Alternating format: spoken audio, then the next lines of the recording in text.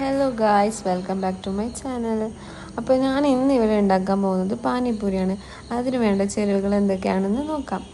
3 വലിയ ഉരുളക്കിഴങ്ങ് കഴുകി വൃത്തിയാക്കി തൊലി കളഞ്ഞ് ഒരു കുക്കറിലേക്ക് കുറച്ച് വെള്ളം ഒഴിച്ച് ഉപ്പ് ഇട്ടിട്ട് അത് നന്നായി വേവിക്കാൻ വേണ്ടി വെക്കാം. ഒരു 3-4 വിസിലോളം മതിയാവും നന്നായി വെന്ത് കിട്ടാനായിട്ട്. അതിനായി നമുക്ക് കൂടെ കുറച്ച് മഞ്ഞൾപ്പൊടി കൂടി ചേർക്കാം. അത് വെന്ത് വരുമ്പോഴേക്കും നമുക്ക് പാനിപ്പൂരിയിലേക്ക് ആവശ്യമായ പാനി തയ്യാറാക്കാം. ഇഞ്ചി, പച്ചമുളക്, മല്ലിയില, പുതിനയില എന്നിവ നന്നായി കഴുകി മിക്സിയിലിട്ട് ഒന്ന് അരച്ചെടുക്കാം. അരവിന് ആവശ്യമായ വെള്ളം ഇതിൻ്റെ കൂടെ തന്നെ തയ്യാറാക്കാം. അല്പം പുളിയെടുത്ത് അതിലേക്ക് 1 ഗ്ലാസ് വെള്ളം ഒഴിച്ച് നന്നായി ഞെരടിയതിന് ശേഷം അതിൻ്റെ വെള്ളം മാറ്റിവെക്കാം.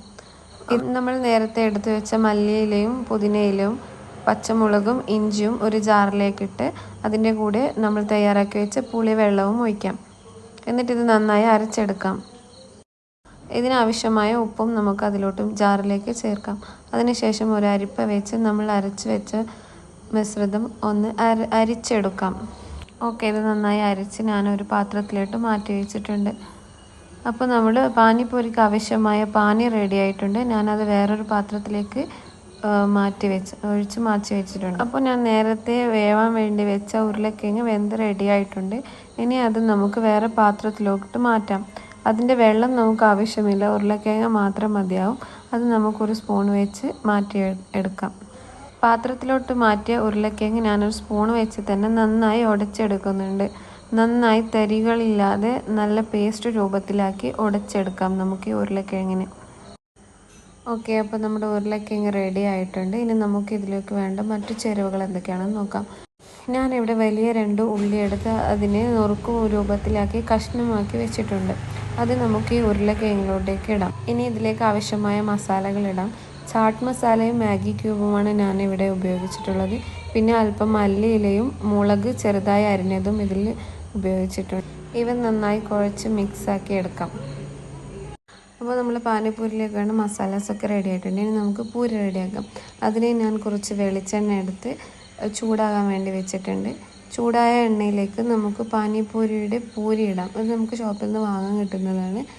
അത് തിളച്ച എണ്ണയിലിട്ടിട്ട് അതിനെ ഒന്ന് പൊരിച്ചെടുക്കാം. വലിയ ബോൾ രൂപത്തിൽ ആവുന്നത് വരെ നമുക്കതിനെ പൊരിച്ചെടുക്കാം.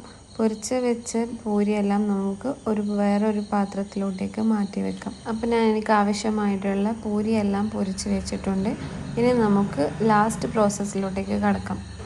അപ്പം ഞാൻ പൊരിച്ച് വെച്ച പൂരിക്കും മസാലയും ഒക്കെ എടുത്ത് ഇതിപ്പോൾ മിക്സിങ്ങിൻ്റെ ടൈമാണ്. നമ്മൾ പൊരിച്ച് വെച്ച പൂരിൻ്റെ ടോപ്പിൽ ഇതുപോലെ ഹോൾ ഉണ്ടാക്കി അതിലേക്ക് നമ്മൾ നേരത്തെ തയ്യാറാക്കി വെച്ച ഉരുളക്കിഴങ്ങിൻ്റെ മസാലയും പിന്നെ അതിന് ശേഷം നമ്മൾ നേരത്തെ തയ്യാറാക്കി വെച്ച് ആ പാനിയും ഇതിലോട്ടേക്ക് ഒഴിക്കാം. സോസിൻ്റെ ടേസ്റ്റ് ഇഷ്ടമുള്ളവർക്ക് അതിലോട്ട് അല്പം സോസും അതിൻ്റെ ടോപ്പിലായിട്ട് ഞാൻ കുറച്ച് ഓമപ്പൊടി മിക്സറും ആഡ് ചെയ്യുന്നുണ്ട്. അപ്പോൾ നമ്മുടെ പാനിപ്പൂരി ഇവിടെ റെഡി ആയിട്ടുണ്ട്. ഷോപ്പിൽ നിന്ന് കിട്ടുന്ന അതേ ടേസ്റ്റാണ് ഇതിനും. നമുക്ക് എങ്ങനെയുണ്ടെന്ന് നമുക്ക് നോക്കാം. എൻ്റെ മകനിക്ക് ഞാൻ കഴിക്കാൻ വേണ്ടി കൊടുത്തിട്ടുണ്ട്. അവനക്ക് ഭയങ്കര ഇഷ്ടമാണ് പാനിപ്പൂരി. അപ്പോൾ അവനിക്കിത് ഭയങ്കരമായിട്ട് ഇഷ്ടപ്പെട്ടിട്ടുണ്ട് ഗൈസ്. നിങ്ങളെല്ലാവരും ഇത് വീട്ടിൽ തയ്യാറാക്കാനും ചാനൽ സബ്സ്ക്രൈബ് ചെയ്യാനും മറക്കല്ലേ.